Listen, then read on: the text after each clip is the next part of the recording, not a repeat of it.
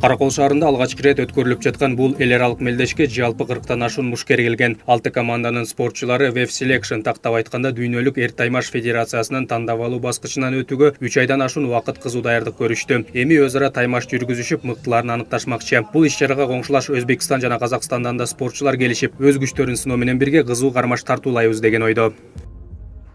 Өзбекстан Андижан шаарынан келдим. Андижандан келдим. Бул спорт түрү менен 4 жылдан бери машыгып келем. Мындай мелдешке алгачкы жолу чыгып жатам. Буюрса жеңем деген ойдомун. Даярдыгым жакшы. Чыгышыбыз, Кудай кааласа жакшы натыйжаларга келишебиз.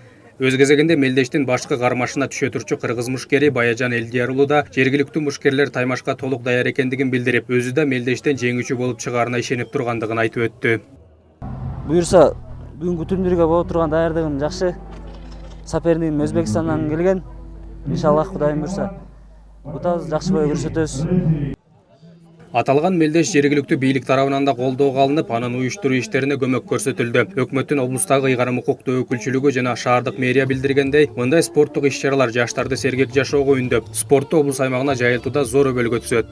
Ошол Каргакенин даанышмандыгын даңазолоо менен катар ушу жаштарды спортко тарбиялоо, патриоттуулукка, чынчыл болууга, таза жашоого үндөө максатында жүрүп атат да. Ушул эрежеси эр уруш спорту менен азыр машыккан жаштарыбыз абдан көп. Мына биздин Каракол шаарында дагы шаарыбызда мына спорт мектептеринде ушул жакшынакай ийгиликке жетишип аткан жаш спортчуларыбыз абдан көп. Ошолордун арасында ушул спорттун түрүн да жайылтуу максатында ушул эрежеси эр уруш таймашы Каракол шаарында уюштурулуп атат. Бул спорттук иш-чара негизинен Константин Куценко аттуу Түп районунун тургуну тарабынан демилгеленген. Ал мелдештин башкы демөөрчүсү катары бардык чыгымдарды өзү каржылады. Уюштуруучунун айтымында, ал бул мелдешти Ысык Көл облусунда да эрежесиз эр мушташты өнүктүрүү максатында өткөрүп жатат. Я сам как иссык-кульский. Хочу, чтобы наши спортсмены... Мен өзүм Ысык Көлдүк катары жергиликтүү спортчулардын өсүшүн каалайт элем. Биздин мушкерлер эл аралык деңгээлде жергебизде таанытып турса жакшы. Бүгүнкү күндө өлкө башчысы Сооронбай Жээнбеков да спортчуларды колдоп жатат. Тилегеним биздин спортчулар ата мекенди таанытып турушсын. Для развития спорта, для развития в целом государства, да.